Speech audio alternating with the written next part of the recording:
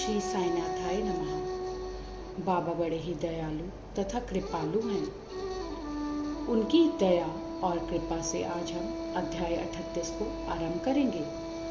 इस अध्याय में बाबा की हांडी, नाना साहिब द्वारा देव मूर्ति की उपेक्षा, नैवेद्य वितरण, छाछ का प्रसाद, इन कथाओं का हम श्रवण करेंगे।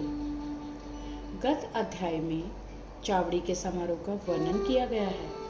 अब इस अध्याय में बाबा की हांडी तथा कुछ अन्य विषयों का वर्णन होगा। प्रस्तावना। हे सद्गुरु साईं, तुम धन्य हो। हम तुम्हें नमन करते हैं। तुमने विश्व को सुख पहुंचाया और भक्तों का कल्याण किया। तुम उदार हृदय हो। जो भक्तगण तुम्हारे अभय चरण कमलों में अपने को समर्पित कर देते हैं, तुम उनकी सदैव रक्षा एवं उद्धार किया करते हो। भक्तों के कल्याण और परित्राण के निमित्त ही तुम अवतार लेते हो। ब्रह्म के सांचे में शुद्ध आत्मा रूपी द्रव्य ढाला गया और उसमें से ढलकर जो मूर्ति निकली वही संतों के संत श्री साईं बाबा हैं। साईं स्वयं ही आत्माराम और चिर आनंद धाम है।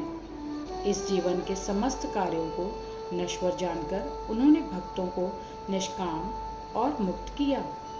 आइए अब बाबा की हांडी की कथा सुने। मानव धर्मशास्त्र में भिन्न भिन्न युगों के लिए भिन्न भिन्न साधनाओं का उल्लेख किया गया। सतयुग में तप, त्रेता में ज्ञान, द्वापर में यज्ञ और कलयुग में दान का विशेष महात्म्य है। सर्व प्रकार के दानों में अन्नदान श्रेष्ठ है।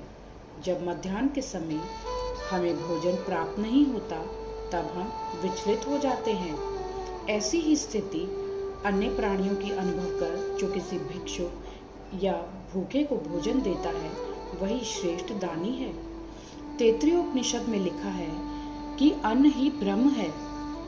उसी में सब प्राणियों की उत्पत्ति होती है तथा उससे ही वे जीवित रहते हैं और मृत्यु के उपरांत उसी में लय भी हो जाते हैं। जब कोई अतिथि दोपहर के समय अपने घर आता है, तो हमारा कर्तव्य हो जाता है कि हम उसका अभिनंदन कर उसे भोजन कराएं। अन्य दान जैसे धन, भूमि और वस्त्र इत्यादि देने में तो पात्रता का विचार करना पड़ता है, परंतु अन्न के लिए विशेष सोच विचार की आवश्यकता नहीं है। दोपहर के समय कोई भी अपने द्वार पर आए, उसे शीघ्र भोजन कराना हमारा परम कर्तव्य है। प्रथमतः लूले लंगड़े, अंधे या रुग्ण भिखारियों को, फिर उन्हें जो हाथ पैर से स्वस्थ हैं, और उन सभी के बाद अपने संबंधियों को भोजन कराना चाहिए। अन्य सभी की अपेक्षा पंगुओं को भोजन कराने का महत्व अधिक है। अन्नदान के बिना अन्य सब प्रकार के दान वैसे ही अपूर्ण हैं, जैसे कि चंद्रमा बिना तारे, पदक बिना हार, कलश बिना मंदिर, कमल रहित तालाब, भक्ति रहित भजन, सिंदूर रहित सुहागिन, मधुर स्वर विहीन गायन, नमक बिना भोजन। जिस प्रकार अन्य भोज्य पदार्थों में दाल उत्तम समझी जाती है, उसी प्रकार समस्त दानों में अन्नदान श्रेष्ठ है। अब देखें कि बाबा किस प्रकार भोजन तैयार कराकर उसका वितरण किया करते थे। हम पहले ही उल्लेख कर चुके हैं कि बाबा अल्पाहारी थे और वह थोड़ा बहुत जो कुछ भी खाते थे, वह उन्हें केवल 2 ग्रहों से ही भिक्षा में उपलब्ध हो जाया करता था। परंतु जब उनके मन में सभी भक्तों को भोजन कराने की इच्छा होती, तो प्रारंभ से लेकर अंत तक संपूर्ण व्यवस्था वे स्वयं किया करते थे। वे किसी पर निर्भर नहीं रहते थे और न ही किसी को इस संबंध में कष्ट ही दिया करते थे। प्रथमतः वे स्वयं बाजार जाकर सब वस्तुएं, अनाज, आटा, नमक, मिर्ची, जीरा, खोपरा और अन्य मसाले आदि वस्तुएं नगद दाम देकर खरीद लाया करते थे। यहाँ तक कि पीसने का कार्य भी वह स्वयं ही किया करते थे। मस्जिद के आंगन में ही एक भट्टी बनाकर उसमें अग्नि प्रज्वलित करके हांडी में ठीक नाप से पानी भर देते थे। हांडी दो प्रकार की थी, एक छोटी और दूसरी बड़ी। एक में 100 और दूसरी में 500 व्यक्तियों का भोजन तैयार हो सकता था। कभी वे मीठे चावल बनाते और कभी मांस मिश्रित चावल पुलाव बनाते थे। कभी कभी दाल और मुटकले भी बना लेते थे। पत्थर के सिल पर महीन मसाला पीसकर हांडी में डाल देते थे। भोजन रुचिकर बने, इसका वह भरसक प्रयत्न किया करते थे। ज्वार के आटे को पानी में उबालकर उसमें छाछ मिलाकर अम्बिल यानी आमटी बनाते और भोजन के साथ सब भक्तों को समान मात्रा में बांट देते थे। भोजन ठीक बन रहा है या नहीं, यह जानने के लिए वे अपनी कफनी की बाहें ऊपर चढ़ाकर निर्भय हो उबलती हांडी में हाथ डाल देते और उसे चारों ओर घुमाया करते थे। ऐसा करने पर भी उनके साथ उनके हाथ पर न कोई जलन का चिन्ह और न चेहरे पर कोई पीड़ा की रेखा प्रतीत होती थी। जब भोजन तैयार हो जाता तब वे मस्जिद से बर्तन मंगाकर मौलवी से फातिहा पढ़ने को कहते थे। फिर वह महालसापति तथा तात्या पाटिल के प्रसाद का भाग पृथक रखकर शेष भोजन गरीब और अनाथ लोगों को खिलाकर उन्हें तृप्त करते थे। सचमुच वे लोग धन्य थे। कितने भाग्यशाली थे वे, जिन्हें बाबा के हाथ का बना और परोसा हुआ भोजन खाने को प्राप्त हुआ। यहाँ कोई यह शंका कर सकता है कि क्या वह शाकाहारी और मांसाहारी भोज्य पदार्थों का प्रसाद सभी को बांटा करते थे? इसका उत्तर बिल्कुल सीधा और सरल है। जो लोग मांसाहारी थे उन्हें हांडी में से दिया जाता था तथा शाकाहारियों को उसका स्पर्श तक न होने देते थे। न कभी उन्होंने किसी को मांसाहार का प्रोत्साहन दिया और न ही उनकी आंतरिक इच्छा थी कि किसी को इसके सेवन की आदत लग जाए। यह एक अति पुरातन अनुभूत नियम है कि जब गुरुदेव प्रसाद वितरण कर रहे हों तभी यदि शिष्य उसके ग्रहण करने में शंकित हो जाए तो उसका अधःपतन हो जाता है। यह अनुभव करने के लिए कि शिष्यगण इस नियम का किस अंश तक पालन करते हैं, वह कभी कभी परीक्षा भी ले लिया करते थे। उदाहरणार्थ, एक एकादशी के दिन उन्होंने दादा केलकर को कुछ रुपए देकर कुछ मांस खरीद लाने को कहा। दादा केलकर पूरे कर्मकांडी थे और प्रायः सभी नियमों का जीवन में पालन किया करते थे। उनकी दृढ़ भावना थी कि द्रव्य, अन्न और वस्त्र इत्यादि गुरु को भेंट करना पर्याप्त नहीं है। केवल उनकी आज्ञा ही शीघ्र कार्यान्वित करने से वे प्रसन्न हो जाते हैं। यही उनकी दक्षिणा है। दादा शीघ्र कपड़े पहनकर एक थैला लेकर बाजार जाने के लिए उद्यत हो गए। तब बाबा ने उन्हें लौटा दिया और कहा कि तुम ना जाओ, अन्य किसी को भेज दो। दादा ने अपने नौकर पांडु को इस कार्य के निमित्त भेजा। उसको जाते देखकर बाबा ने उसे भी वापस बुलाने को कहकर यह कार्यक्रम स्थगित कर दिया। ऐसे ही एक अन्य अवसर पर उन्होंने दादा से कहा कि देखो तो नमकीन पुलाव कैसा पका है। दादा ने यूं ही मुंह देखी कह दिया कि अच्छा है। तब वह कहने लगे कि तुमने न अपनी आंखों से ही देखा और न जिवा से स्वाद लिया, फिर तुमने यह कैसे कह दिया कि उत्तम बना है? थोड़ा ढक्कन हटाकर तो देखो। बाबा ने दादा की बांह पकड़ी और बलपूर्वक बर्तन में डालकर बोले, थोड़ा सा इसमें से निकालो और अपना कट्टरपन छोड़कर चखकर देखो। जब माँ का सच्चा प्रेम बच्चे पर उमड़ आता है तब माँ उसे चिकोटी भरती है, परंतु उसका चिल्लाना या रोना देखकर वह उसे अपने हृदय से लगाती है। इसी प्रकार बाबा ने सात्विक मातृ प्रेम के वश हो दादा का इस प्रकार हाथ पकड़ा।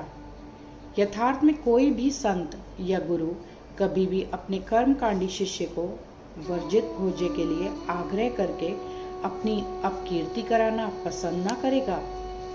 इस प्रकार हांडी का कार्यक्रम सन 1910 तक चला और फिर स्थगित हो गया। जैसा पूर्व में उल्लेख किया जा चुका है।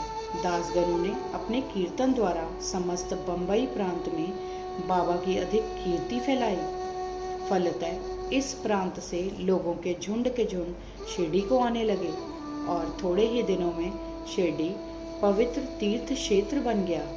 भक्तगण बाबा को नैवेद्य अर्पित करने के लिए नाना प्रकार के स्वादिष्ट पदार्थ लाते थे, जो इतनी अधिक मात्रा में एकत्रित हो जाता था कि फकीरों और भिखारियों को संतोषपूर्वक भोजन कराने पर भी बच जाता था। नैवेद्य वितरण करने की विधि का वर्णन करने से पूर्व हम नाना साहेब चांदोरकर की उस कथा का वर्णन करेंगे जो स्थानीय देवी देवताओं और मूर्तियों के प्रति बाबा की सम्मान भावना की द्योतक है। आइए अब नाना साहेब द्वारा देव मूर्ति की उपेक्षा की कथा सुने। कुछ व्यक्ति अपनी कल्पना के अनुसार बाबा को ब्राह्मण तथा कुछ उन्हें यवन समझा करते थे, परंतु वास्तव में उनकी कोई जाति न थी। उनकी और ईश्वर की केवल एक जाति थी। कोई भी निश्चय पूर्वक यह नहीं जानता कि वह किस कुल में जन्मे और उनके माता पिता कौन थे। फिर उन्हें हिंदू या यवन कैसे घोषित किया जा सकता है? यदि वे यवन होते तो मस्जिद में सदैव धूनी और तुलसी वृंदावन ही क्यों लगाते और शंख, घंटे तथा अन्य संगीत वाद्य क्यों बजाने देते? हिंदुओं की विविध प्रकार की पूजाओं को क्यों स्वीकार करते? यदि सचमुच यवन होते तो उनके कान क्यों छिदे होते तथा वे हिंदू मंदिरों का स्वयं जीर्णोद्धार क्यों करवाते? उन्होंने हिंदुओं की मूर्तियों तथा देवी देवताओं की जरा सी भी उपेक्षा कभी सहन नहीं की। एक बार नाना साहेब चांदोरकर अपने साधु श्री बिनीवली के साथ शिरडी आए। जब वे मस्जिद में पहुंचे, बाबा वार्तालाप करते हुए अनायास ही क्रोधित होकर कहने लगे कि तुम दीर्घकाल से मेरे सानिध्य में हो, फिर भी ऐसा आचरण क्यों करते हो? नाना साहेब प्रथमतः इन शब्दों का कुछ भी अर्थ न समझ सके, अतः उन्होंने अपना अपराध समझाने की प्रार्थना की। प्रत्युत्तर में उन्होंने कहा कि तुम कब कोपरगांव आए और फिर वहां से कैसे शिरडी आ पहुंचे? तब नाना साहेब को अपनी भूल तुरंत ही ज्ञात हो गई। उनका यह नियम था कि शिरडी आने से पूर्व वे कोपरगांव में गोदावरी के तट पर स्थित श्री दत्त का पूजन किया करते थे, परंतु रिश्तेदार के दत्त उपासक होने पर भी इस बार विलंब होने के भय से उन्होंने उनको भी दत्त मंदिर जाने से हतोत्साहित किया और वे दोनों सीधे शिरडी चले आए।